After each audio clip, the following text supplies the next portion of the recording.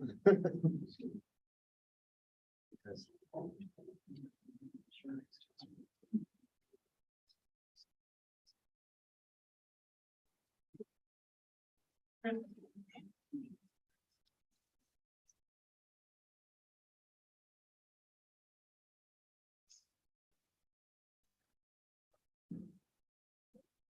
live.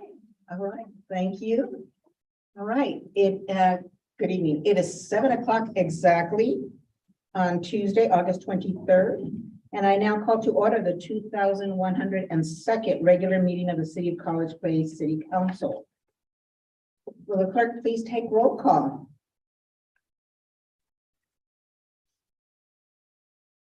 Mayor, Present. Councilmember Cleveland, Present. Councilmember Peterson, Present. Councilmember Espinoza, Present. Councilmember Williams. Present. Councilmember Sherman Present. and Councilmember Boyle. Present. We do have a quorum. Great, thank you. Now, will you all please join me in the Pledge of Allegiance?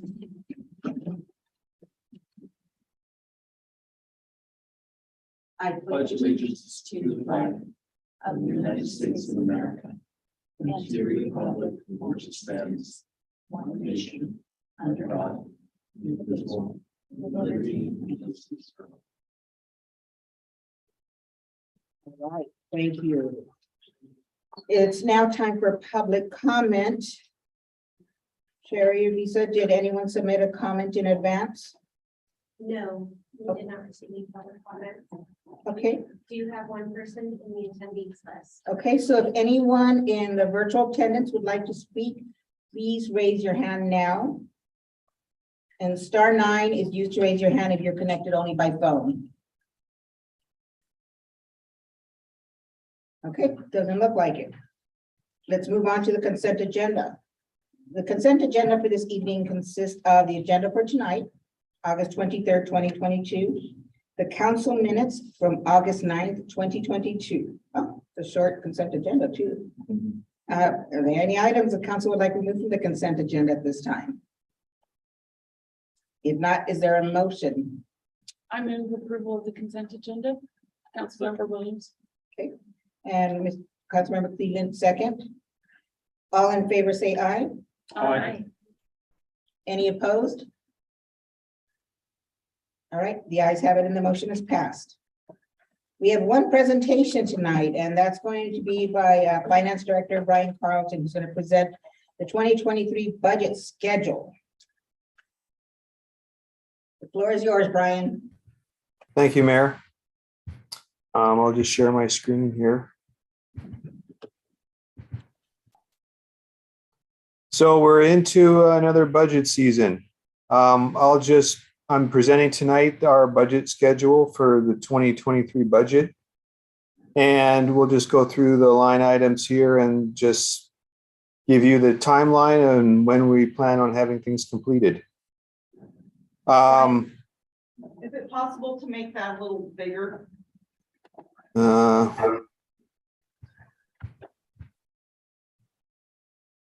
That better? Thank you. I just lose part of it off my screen, but I have a hard copy. Is that good? Yeah, just scroll up when you go to the next parts. Yep. So first off, we have the finance director preparing the budget spreadsheets for each department. Actually, Desharee completed those, and that they have been sent out to all the department heads, and they're now working on prepping their spreadsheets for the 2023 budget.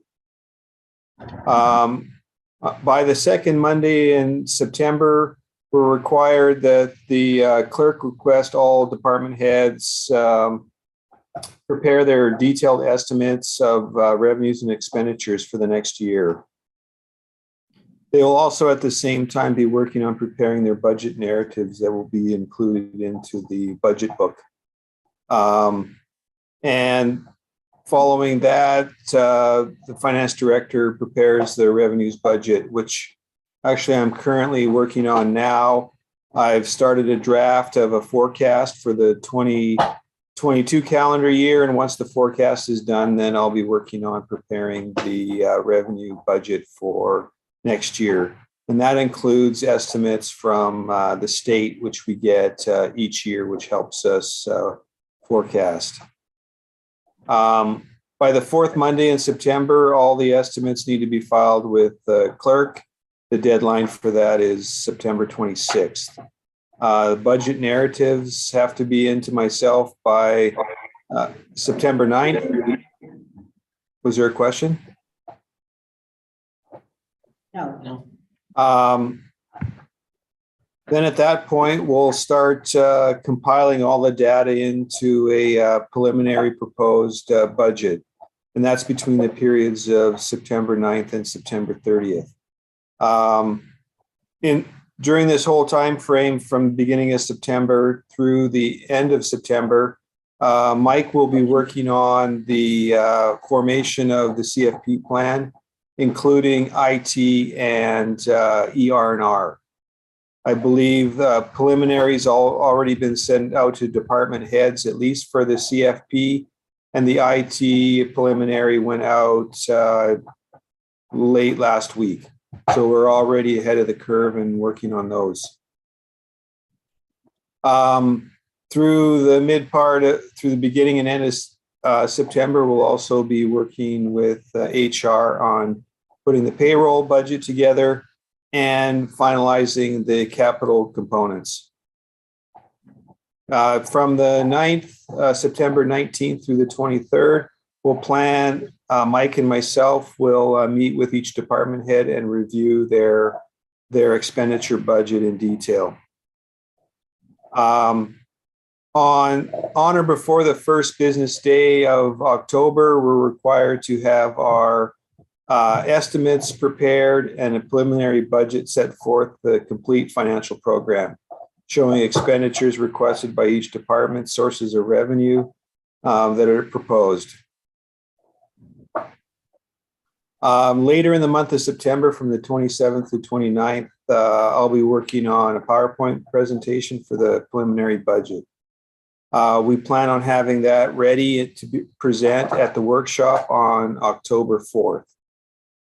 It seems like a long time, but it's going to go fast. Next, we'll work on that information and start detailing it down and coming up with the complete financial program. And that will have presented at the September 27th council meeting. It has to be prepared and presented before the first Monday in October. After that, we're required to hold our first public hearing on revenue sources and on the property tax increase or the levy. That will be at the October 25th council meeting. The next week or two, Mike and I will review and balance the budget, and we'll finalize the CIP. That last week in October, the city administrator and mayor will prepare the budget message.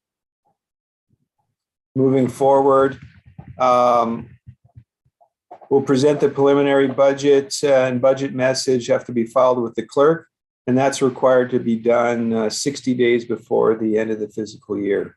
So our due date on that is October 31st. First couple of weeks in November, I'll update and prepare the PowerPoint presentation for council. The next step, from the end of October through the first week of November, the clerk will publishes notice of the preliminary budget and the hearing that has to take place. That'll be published 2 weeks, on the 31st and the week of November 7th. That's allowing everybody to know that they can attend the budget hearing. At the November 8th council meeting, we'll ask for approval of setting the property tax levies for next year. That has to be submitted to the county no later than November 30th. And that's a critical deadline. You miss that date, you can't do any budget levy increase. Following that, prior to the final hearing, we'll have the preliminary budget hearing on the council meeting on November 8th. And that we'll have hearings on the budget and present it. It'll be a continuation of the original presentation, just fine-tuned for any changes that occurred from the first presentation. We're required by RCW no later than 6 weeks before January 1st to provide copies of the preliminary budget to the public. That'll be posted on the website, and I'm sure we'll have iterations posted prior to that. So for the next part of November, Mike and I will review the budget on an ongoing basis and make any adjustments as deemed necessary. Our plan after that is on or around November 29th.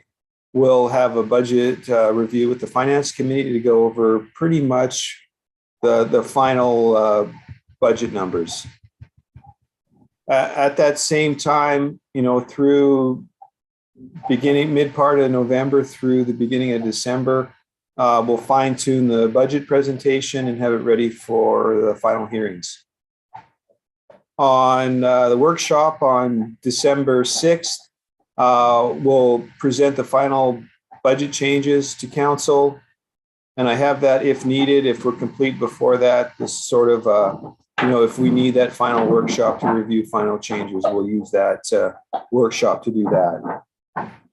On December 13th, we'll have the final budget hearing. And on that date, we'll also ask for council for adoption of the budget for 2023. Then at the end, there's required things we need to provide to the state auditor's office and MRSC. And that's the budget in detail. All right, thank you, Brian. Are there any questions or comments from council members? Councilmember Jessup, Stephen, Councilmember Espinosa? No questions. All right, Councilmember Peterson? Really a question for Brian and Mike. At this point, what are you guys looking forward to as special challenges? Any software conversions? Are we kind of on a stable platform going to this one? Projects? Any union negotiations? Or what are the special things that are out there in front of you? I'll start on Brian if you want to add after this. I would say from labor standpoint, the police union contract comes to a conclusion, believe it or not, the end of this year. Time flies. Felt like we just negotiated that, but believe it or not, it's ending this December. And that I'll be very upfront with everyone here is going to be a challenge, because while we played catch up the last time, unfortunately, so did everyone we were trying to catch up to, where they basically did what we did on top of where they were already at. So the situation is reoccurring again. So we're still behind. Yeah. I recently completed a comparable city study for positions, and unfortunately, the situation we were trying to mitigate has reappeared again with that one. So that is going to be a challenge. That is the only open labor contract, though, for this budget period. I will say other concerns moving forward is, and we'll give the comparable city study as we're cleaning it up, but I will say that over time, looking at positions to our comparables There have been some areas where some positions are actually in the middle, some are in like the bottom quarter, and we're probably gonna have to work to fix that. Specifically with non-represented and some management. Now, project-wise, we're implementing the Tyler system that you all awarded the contract to there. That's just your standard cost. There's like nothing out of the clear blue sky on that that's gonna add to it. What we are gonna be looking at doing though, because right now working from home you can do, but it's just a little wonky compared to what it could be, is our office licenses right now are based off the server here, and you can remote in. But with Office 365, that would be a lot easier to be doing the work on the cloud, and there's encryption. And the way it's currently set up right now, you can work from home, but it's a pain. And also, I'm concerned about potential security gaps there, so I really want to fix that. And then infrastructure wise, and I've mentioned this in past meetings, I mean, inflation is killing us. Lions Park's a good case in point. Every time it's like, oh, we wrote a grant, it's now the delta's there, it's fully funded. Then we go to the engineer and then it just went up another $1 million and it's, oh, go find more money.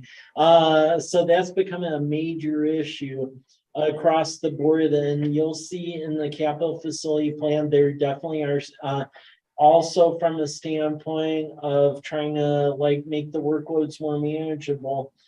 Projects have been punted out. There are some that we can't pung out because of permits and other stuff. The decision will have to be made with the whole wastewater treatment thing we talked about yesterday. That's a big generational decision that the city will live with the consequences with. So that's going to be a very heavy decision. And so that's a big one. Other projects that'll have a bearing is getting the tax increment finance district going, because really, our tangential pathway on that will likely be dovetailing the same as the budget period. And we need to get that going to actually get the development going. Otherwise, that can have some long lasting impacts as well.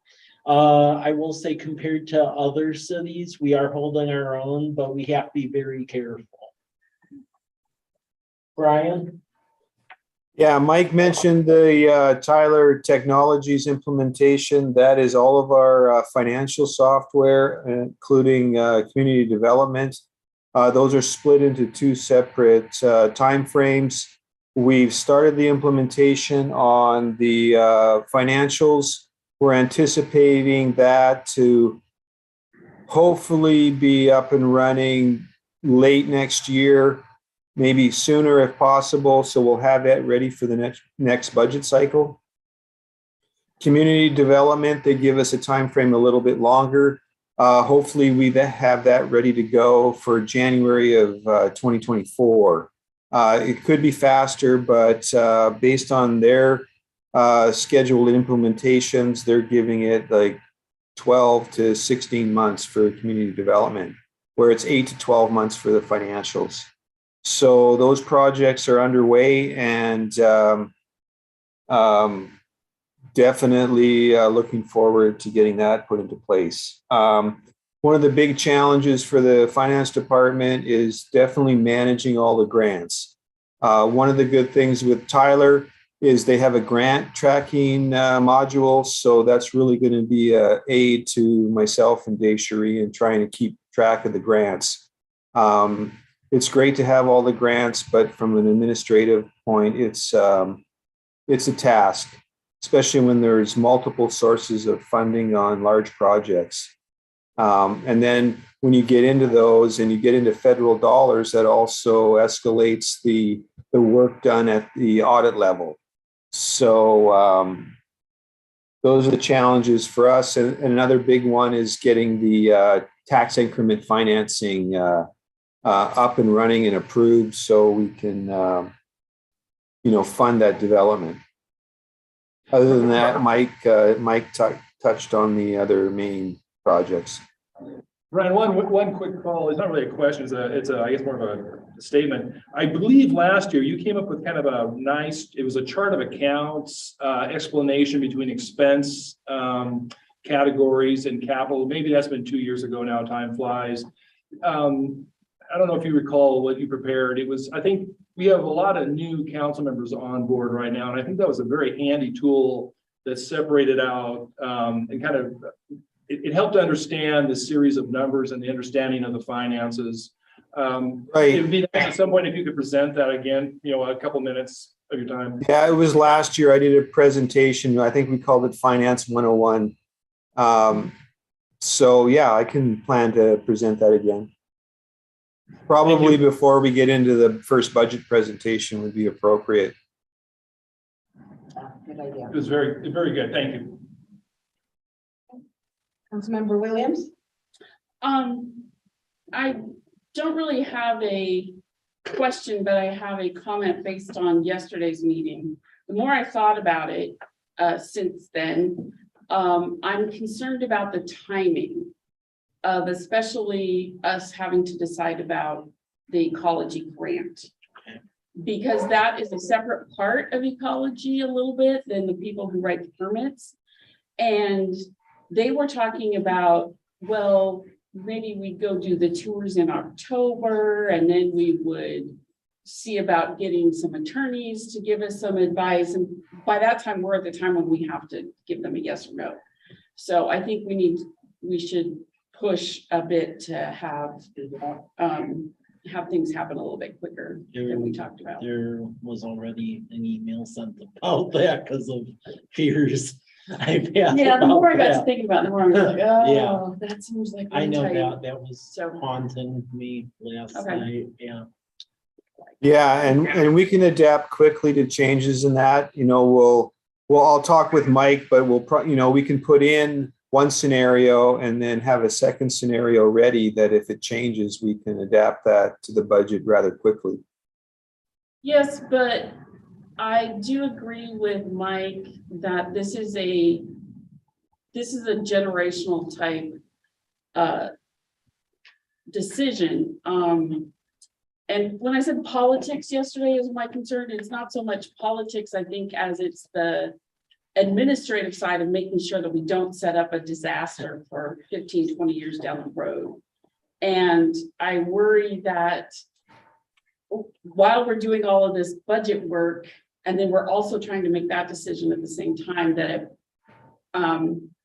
we could really end up crunch time, especially since that's when all the holidays are.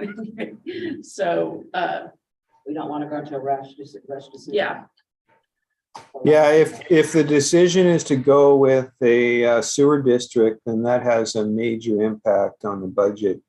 What we can always do is go with one strategy and adopt the budget. And then if it changes, we can do a budget amendment to make those corrections.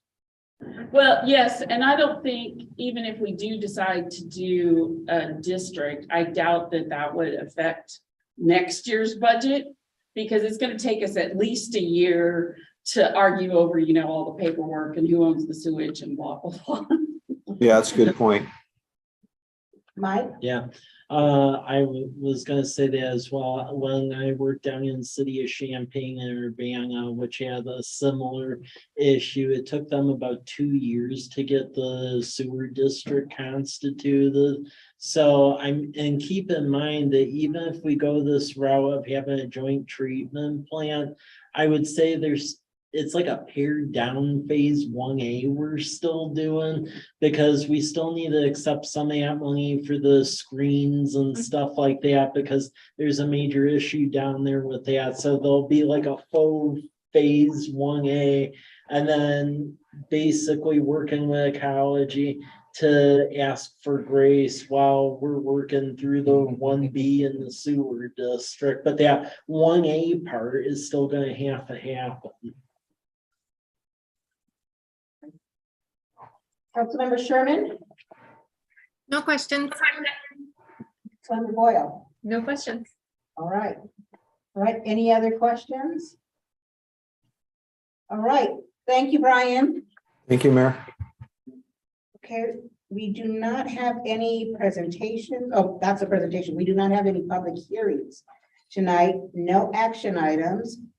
And so we're going to move on to administrative reports. The first one, it's only one. Mr. Izatello is going to present on the creation of a 3.541% for the arts program. So in this case, the prototype code that's before you, take a look at it. If you have any questions, let me know, and it can move forward to future council meeting. As this would set forth on capital projects over 2 million, of 1% for like public art and so forth.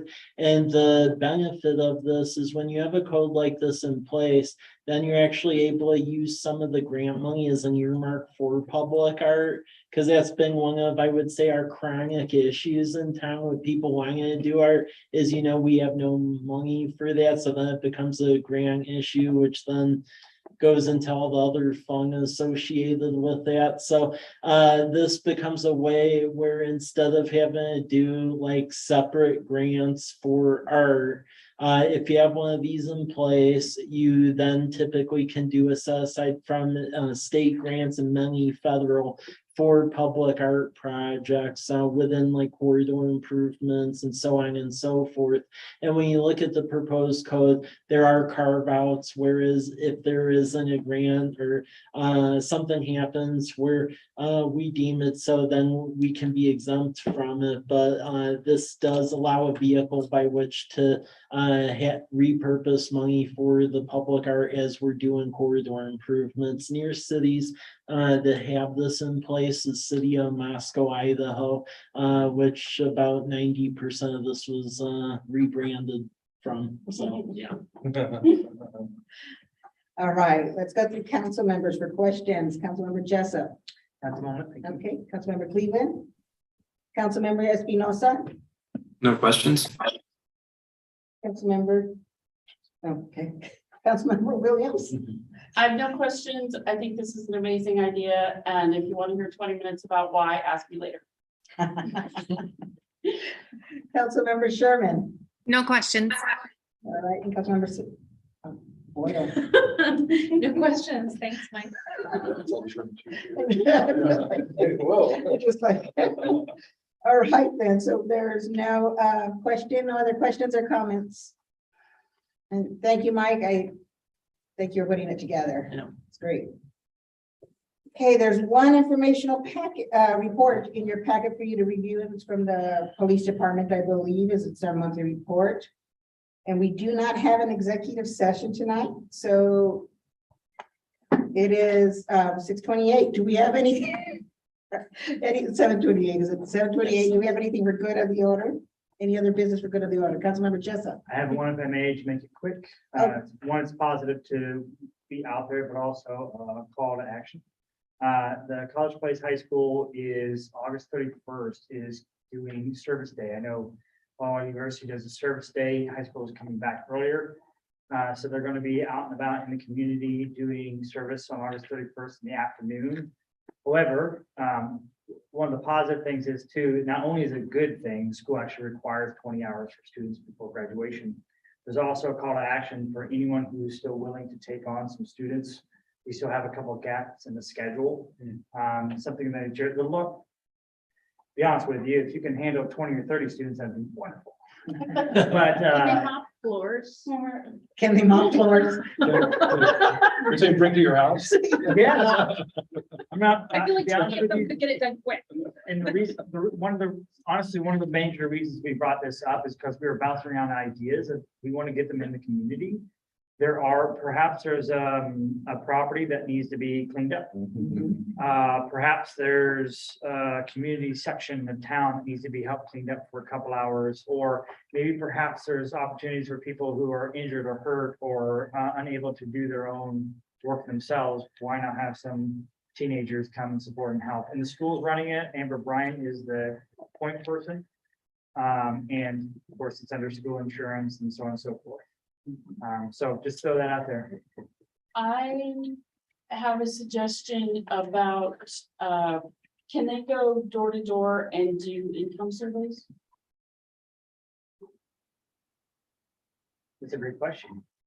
Because there are, Well, sorry, what do you mean by? Mike is also lying. I think he Well, wants that idea. the city can't, so there are certain grants that, or federal funding that we're eligible for if the specific area is under, over 50% Sure. poverty, blah, blah, blah. I understand, yeah. And, but the city can't go do the surveys, so we need somebody else, and I've been trying to get the university to do that, and in concept, they're all agreed, but they're like, but it's really hard in the summer when we don't have any Sure. students. And we don't come back until like Yeah. the last Monday in September, so You know, I will certainly ask. I have all the information if you decide that it's kosher for you to do it. Yeah, I don't, under 18 are they, because they can work for campaigns and such too. Yeah, I mean, as far as I know, as long as they're like, it's more safety, you know, as long as they go two at a time or whatever. Yeah, and I had to get the strong students, they're okay with doors being slammed. Yes, but, Are you okay with being yelled at? well, Go for it. well, and the thing is, it's actually not as bad as usual because it's like, hi, we're here to see if we can get the government to help pay for fixing up your road. But we need a little information for you for that to happen. I will most certainly ask, and I'll get that question out there Okay. tomorrow. That's great. Doesn't Esri nail that so tight that it, And not on block by block, it's block group, and block groups are groupings of like 14 blocks together. So like, for instance, when you put sidewalks on a through corridor, they'll buy block group data, the state. But what the state has come back on us about pertaining to road improvements and sidewalks on many of the streets we're struggling to get sidewalks on, is their argument is that you can't use block group data because there's so few people on these like given blocks. So then they have this like pre-published survey that they have on their website, and they say, well, you need to get a group of people that aren't affiliated with you to go door to door and collect this data, and then if you're above 51%, then we'll give you money. So like every year or two, we'll get like petitions from like people who live on Southeast 9th. They have like dirt road dead on just south of here. And that's been one of the issues. If we could get the surveys in that road, we likely could get the state to pay for it. But like on that one block, there's like 6 homes back there. So you basically need all 6 to give the information to see if it meets LMI or not. And that is a chronic situation in our CDBG eligible area, that there aren't enough homes where you can just go by block group data. We actually need the door-to-door information. And the thing that compounds it is it can't be anyone affiliated with the city directly collecting it. It has to be like another group. So that's 2 questions. Yeah. Maybe I'd love to follow up with you Yeah. tomorrow. in Yeah. terms of, can I get a hold of you? Yeah. Connect give with me a her about call. the parameters? Yeah. And the other question would be, would I then bringing it up or running students be affiliated with the city doing that? As long as you aren't going out with them on the given block, so you'll basically have to, there would have to be documentation about who, so if there could I'm be not the other supervisor faculty. for that block doing that. Yeah. activity. Yeah. it Yeah, needs to be scripted? yeah, Yeah. yeah, And you can also, I'll do an email introduction between you and, CHE, the people that are talking about it at the university, because we've done a little bit of talking about it. Great. And so the way I've assumed that we can do it is, as politicians, we can go and request that groups do this. But we can't be out there like You knocking can't on the collect. doors, collecting the Okay, data so and I can falsifying it. I can bring it up to my Said politicians, supervisors. why? That is community service. You know it. And what I do think the city could provide is a list of like places that are in the CBDG grants so that other entities could know where to focus their survey. Yeah. And maybe Broadway. Maybe. yeah. Well, that's been brought up in a while. I don't live near there anymore, by the way. Well, but I just remember you always like, but what about Broadway? And now I ask about Spitzenberg, you know. Get those Yeah. mental stripes painted. I'm not so Yeah. sure Spitzenberg. Actually, that's not CDBG eligible, because it's on the same tract as Villages and Garrison Creek Heights, so, so it's about 12% below LMI. Although I the top study of the Broadway, maps I too have much. noticed it's gotten worse. So there's, you know, not too bad at the start, not too bad at the end, and then there's this gap of like no man's land, you know, we need an off-road vehicle to go through. Yeah, Paul, when you said, you're needing a few more adults, are the projects already designated and the adults just, supervising over a group of students, or is the adult having to come up with the project? Great question. We right now have gaps that we don't have students to go or project to. We have a significant chunk. We have about 6 projects, including the VA, community garden at the Wallaway University. But there is a gap, 2 or 3 that we still need, we'll have supervisors, of course, teachers will go along, but we have a gap of what projects to send students. Okay, And again, I have some ideas, so I'll call you. so again, teachers are coming along, except for if I do this. Yeah. I'm not going on that one. So yeah. okay. All right. Any other business? All right.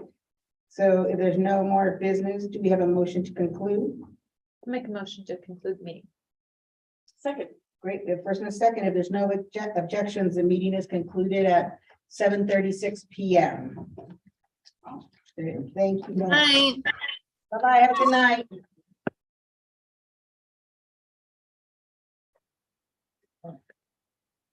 That's a